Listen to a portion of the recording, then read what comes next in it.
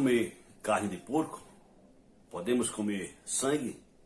Essa dúvida, ela para na mente das pessoas quando elas se convertem ao Evangelho do Senhor Jesus, por conta das informações que recebem.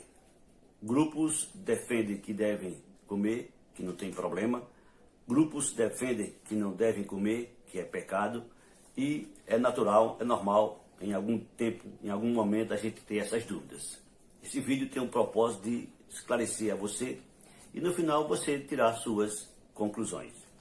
É importante a gente saber que quando Deus criou o homem até o dilúvio, a alimentação era Gênesis capítulo 1, versículo 29.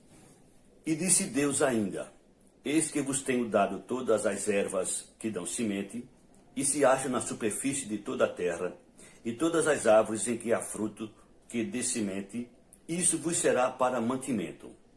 Uma nova regra após o dilúvio, queria que você ouvisse. Gênesis capítulo 9, a partir do versículo 1 até o versículo 5, aqui está a nova regra sobre a alimentação após o dilúvio. Abençoou Deus a Noé e a seus filhos e lhes disse: sede fecundos, multiplicai-vos e enchei a terra. Pavor e medo de vós virão sobre todos os animais da terra e sobre todas as aves dos céus. Tudo que se move sobre a terra e todos os peixes do mar nas vossas mãos serão entregues. Tudo que se move e vive, ser-vos-á para alimento. Como vos dei a erva verde, tudo vos dou agora. Carne, porém, com sua vida, isto é, com seu sangue, não comereis. Portanto, após o dilúvio, Deus determina que os homens possam comer todo tipo de animal, menos o sangue. Após o dilúvio, se passaram vários anos, chegou a lei através de Moisés, e na lei Deus estabelece nova regra. Se passaram cerca de 2000 anos aproximadamente da criação do homem até a chegada da lei. Durante esse período, os homens se alimentaram até o dilúvio com frutas, ervas, legumes, etc. Após o dilúvio, o homem passou a se alimentar de todos os animais, com exceção do sangue, e, chegando à lei, Deus determina quais são os animais puros, quais são os animais impuros, os que devem comer e os que não devem comer. Esta relação está em Levítico capítulo 11, recomendo a você que leia, para você tomar conhecimento durante a lei o que era permitido e o que não era permitido. É importante saber que a lei foi dada exclusivamente para Israel. Lá no Salmo 147, versículos 19 e 20, assim está escrito: mostra a sua palavra a Jacó, as suas leis e os seus preceitos a Israel, não fez assim a nenhuma outra nação, todas ignoram os seus preceitos, aleluia. Portanto, Israel foi o povo que Deus escolheu para lhes dar a sua lei. E é interessante você saber que quando Moisés trouxe a lei para o povo de Israel, ele faz questão de deixar bem claro que aquela lei que Deus estava dando a partir daquele momento não tinha sido para os antepassados, para os patriarcas, para os pais. Deuteronômio capítulo 5, a partir do versículo de número 1, você vai encontrar essa menção. Chamou Moisés a todo Israel e disse-lhe: ouvi, ó Israel, os estatutos e juízos que hoje vos falo aos ouvidos, para que os aprendais e cuideis em os cumprides. O Senhor nosso Deus fez aliança conosco em Horebe. Não foi com nossos pais que fez o Senhor esta aliança, e sim conosco, todos os que hoje aqui estamos vivos. Portanto, a partir daquele momento, Deus estabelece a lei para o povo de Israel. Quando Deus chama Abraão, depois de Abraão veio Isaac, depois de Isaac veio Jacó, e de Jacó vieram as 12 tribos, os 12 filhos de Israel, formando assim a nação de Israel. Em Jacó, Deus chama ele e lhe diz as seguintes palavras. É aí que surge a nação judaica. Gênesis 32, 27 a 28. Perguntou-lhe, pois, como te chamas? Respondeu Jacó. Então disse: já não te chamarás Jacó, e sim Israel, pois como príncipe lutaste com Deus e com os homens e prevaleceste. Também temos em Gênesis 35:10, Deus fazendo a mesma menção. Disse-lhe Deus, o teu nome é Jacó, já não te chamarás Jacó, porém Israel será o teu nome, e lhe chamou Israel. Da lei até a igreja se passaram cerca de 2000 anos aproximadamente. O livro de Atos é o livro que nos trata do início da igreja, da história da igreja. No início da igreja, só existia judeus convertidos para o evangelho, para o cristianismo. Não existia gentios. O que é gentios? É importante vocês também saber que para Deus hoje existem 3 tipos de povos, que são judeus, gentios e igreja. Isso está lá em 1 Coríntios, capítulo 10, versículo 32. Não vos tornei causa de tropeço nem para judeus, nem para gentios, nem tampouco para a igreja de Deus. Como você viu, para Deus existem 3 tipos de povos: judeus, gentios e igreja. Judeus, o povo de Israel. Gentio, o resto do mundo. Igreja, tanto os judeus quanto os gentios, quando se convertem, eles fazem parte da igreja do Senhor. Daí a razão do Senhor dizer que dos dois o Senhor fará um novo povo, que é justamente a sua igreja. Em Atos dos Apóstolos nos mostra a história do primeiro gentio que se converteu, que foi Cornélio. E para que isso acontecesse, para que o evangelho fosse pregado a Cornélio, foi preciso Deus agir de uma maneira muito especial. Observa o que é que aconteceu. Lá em Atos dos Apóstolos, capítulo 10, a partir do versículo 9 até o 16.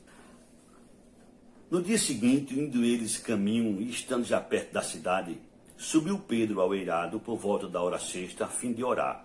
Estando com fome, quis comer, mas enquanto lhe preparavam a comida, sobreveio-lhe um êxtase.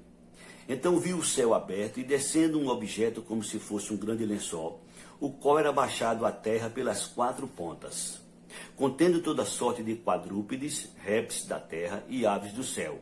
E ouviu-se uma voz que se dirigia a ele: levanta-te, Pedro, mata e come. Mas Pedro replicou: de modo nenhum, Senhor, porque jamais comi coisa alguma comum e imunda. Segunda vez a voz falou: ao que Deus purificou, não consideres comum. Sucedeu isso por 3 vezes e logo aquele objeto foi recolhido ao céu.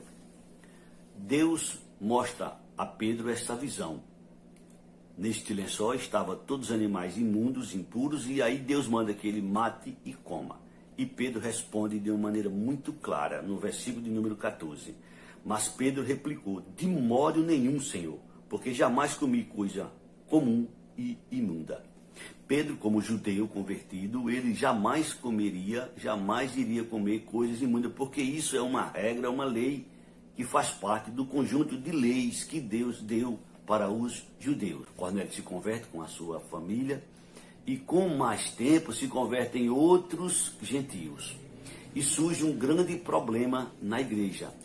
É que judeus e gentios, agora convertidos, passam a conviver juntos. E o que acontece? Alguns judeus, eles estavam determinando e dizendo que para poder os gentios serem salvos, teriam que observar a lei de Moisés, teriam que ser circuncidados, caso contrário, não poderiam serem salvos. Isso está registrado em Atos, capítulo 15, a partir do versículo 1. Alguns indivíduos que desceram da Judeia ensinavam aos irmãos: se não vos circuncidares, segundo o costume de Moisés, não podereis ser salvos. Tendo havido da parte de Paulo e Barnabé contenda e não pequena discussão com eles, resolveram que esses 2 e alguns outros dentre eles subissem a Jerusalém, aos apóstolos e presbíteros, com respeito a esta questão. Enviado, pois, e até certo ponto acompanhados pela igreja, atravessaram as províncias da Fenícia e Samaria, e narrando a convenção dos gentios, causaram grande alegria a todos os irmãos. Tendo eles chegado a Jerusalém, foram bem recebidos pela igreja, pelos apóstolos e pelos presbíteros, e relataram tudo o que Deus fizera com eles. Insurgiram-se, entretanto, alguns das seitas dos fariseus, que haviam crido, dizendo: é necessário circuncidá-los e determinar-lhes que observem a lei de Moisés. Como vocês podem perceber, Isso aconteceu na introdução, no início dos gentios chegando à igreja. Daí deu início ao primeiro concílio do cristão. Primeiro concílio. Houve uma grande confusão, houve um grande debate entre eles. Isso está registrado em Atos capítulo 15. A partir do versículo de número 7, nós temos o parecer de Pedro, que é o seguinte: havendo grande debate, Pedro tomou a palavra e lhes disse: irmãos, vós sabeis que desde há muito Deus me escolheu para vós, para que por meu intermédio ouvisse os gentios a palavra do evangelho e crescem. Ora, Deus que conhece os corações lhes deu testemunho, concedendo o Espírito Santo a eles, como também a nós nos concedera.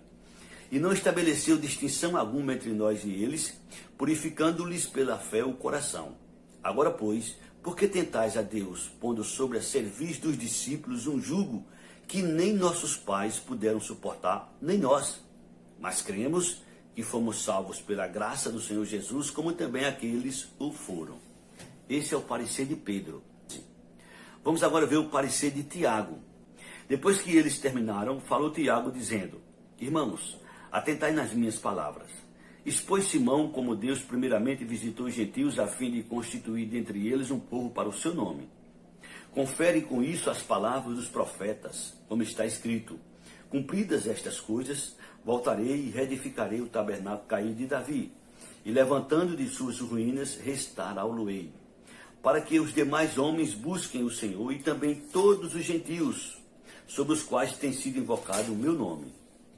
E diz o Senhor que faz estas coisas conhecidas desde séculos, pelo que julgo eu, não devemos perturbar aqueles que dentre os gentios se convertem a Deus, mas escreve-lhes que se abstenhais das contaminações dos ídolos, bem como das relações sexuais ilícitas, de carne de animais sufocados e do sangue.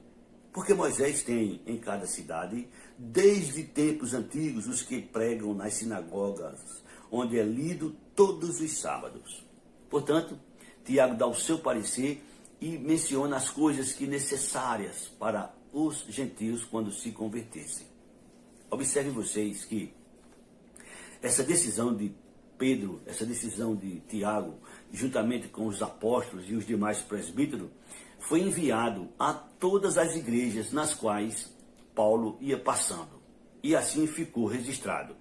Em Atos 15, 22 a 29, diz assim a palavra do Senhor.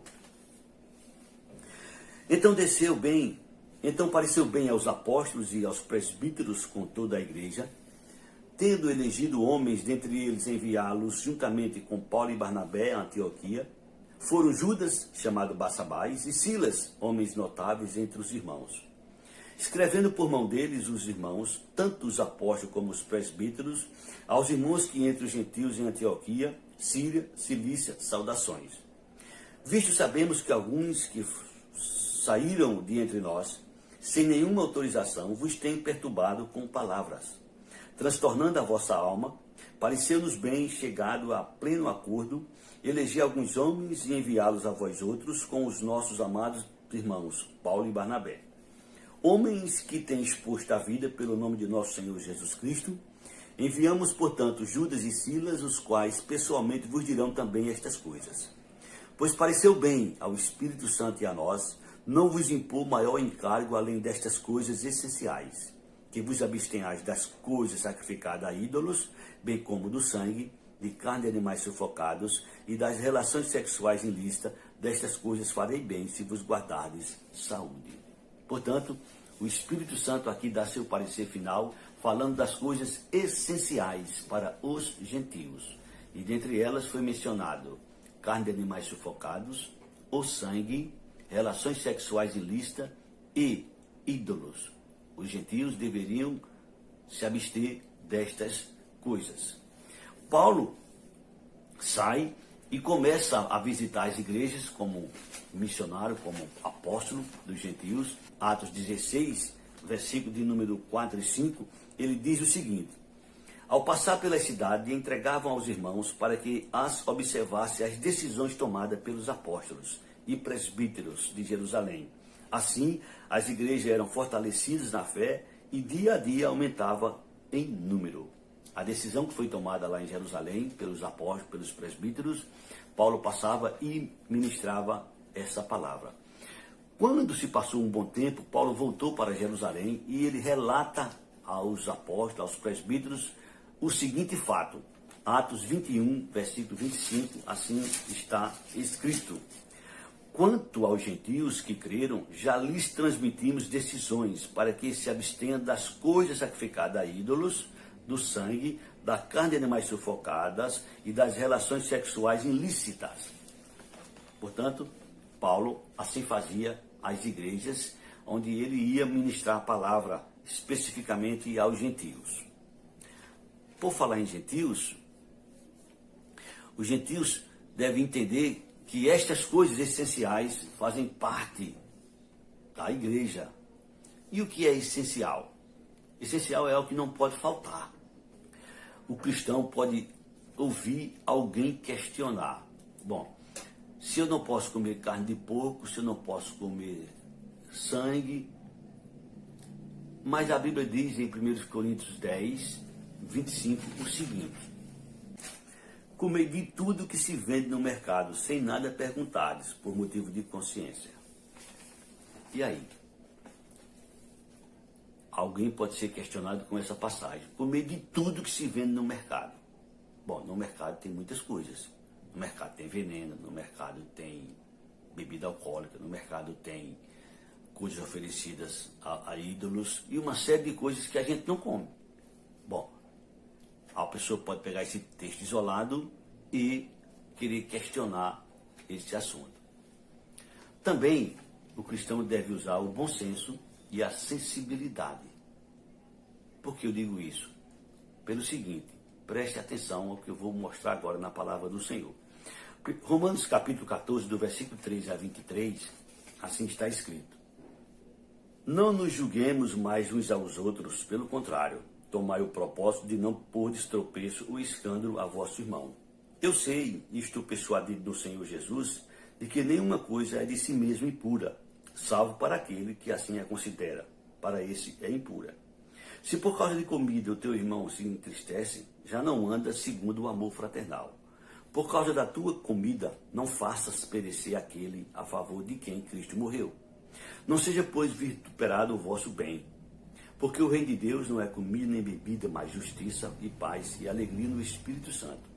Aquele que deste modo serve a Cristo é agradável a Deus e aprovado pelos irmãos. Assim, pois, seguimos as coisas da paz e também as da edificação de uns para com os outros. Não destruas a obra de Deus por causa de comida. Todas as coisas, na verdade, são limpas, mas é mal para o homem o comer com escândalo. É bom não comer carne, nem beber vinho, nem fazer qualquer outra coisa com quem teu irmão venha a tropeçar, ou se ofender, ou se enfraquecer. A fé que tens, tem para ti mesmo perante Deus. Bem-aventurado é aquele que não se condena naquilo que aprova, mas aquele que tem dúvidas é condenado se comer, porque o que faz não provém de fé, e tudo que não provém de fé é pecado. Aqui Paulo nos chama a responsabilidade da gente usar o bom senso e a nossa sensibilidade com relação a alimentos que causam tropeço a quem quer que seja. Por que Paulo disse isso? É importante a gente saber o porquê Paulo disse isso. Nesse mesmo contexto, Romanos 14, de 1 a 6, nos explica o porquê. Está escrito: acolhei ao que é fraco na fé, não porém para discutir opiniões. Um crê que tudo pode comer, mas o débil come legumes. Quem come não despreza o que não come, e o que não come não julgue o que come, porque Deus o acolheu. Quem és tu que julgas o servo alheio? Para o seu próprio Senhor está em pé ou cai, mas estará em pé, porque o Senhor é poderoso para o suster. Um faz diferença entre dia e dia, o outro julga iguais todos os dias. Cada um tem a opinião bem definida em sua própria mente. Quem distingue entre dia e dia para o Senhor faz, e quem come para o Senhor come, porque dá graças a Deus, e quem não come para o Senhor não come e dá graças a Deus. Vão acontecer na nossa vida situações constrangedoras. Isso acontece quando a gente menos espera. Do tipo, quando se trata de alimento, observe o que é que eu vou te mostrar. 1 Coríntios capítulo 10, a partir do versículo 27, o apóstolo São Paulo nos mostra essa possibilidade que pode acontecer. Se alguém dentre vós, se alguém dentre os incrédulos, vos convidar e quiser ir, comei de tudo que for posto diante de vós, sem nada perguntardes, por motivo de consciência. Porém, se alguém vos disser, isto é coisa sacrificada a ídolo, não comais, por causa daquele que vos advertiu e por causa da consciência. Consciência, digo, não a tua propriamente, mas a do outro. Pois, por que há de ser julgada a minha liberdade pela consciência alheia? Se eu participo com ações de graça, por que hei de ser vituperado por causa daquilo que dou graças? Portanto, quer comais, quer bebais ou façais outra coisa qualquer, fazei tudo para a glória de Deus. Não vos tornei causa de tropeço nem para judeus, nem para gentios, nem tampouco para a igreja de Deus. Assim, como também eu procuro, em tudo ser agradável a todos, não buscando o meu próprio interesse, mas o de muitos, para que sejam salvos. Situações desse tipo podem acontecer com qualquer pessoa, e a gente pode ficar sem saber como agir. Aqui o Senhor nos ensina, aqui o Senhor nos orienta como proceder, como agir. Espero que você tenha sido agraciado e que você tenha como tomar uma decisão própria, ouvindo os que defendem, ouvindo aqueles que não defendem. Existem grupos que defendem que pode comer carne de porco, que pode comer sangue. Existe grupo que defende que não pode comer carne de porco, que não pode comer sangue. Sua opinião, você pode ficar querendo me ouvir. Vou dizer, eu como carne de porco quando eu bem quero, porém não como sangue, porque eu entendo que sangue é vida. O sangue foi estabelecido antes da lei, a proibição de comer sangue, durante a lei e no início da igreja. Portanto, no meu entender, sangue é vida e não devemos comer.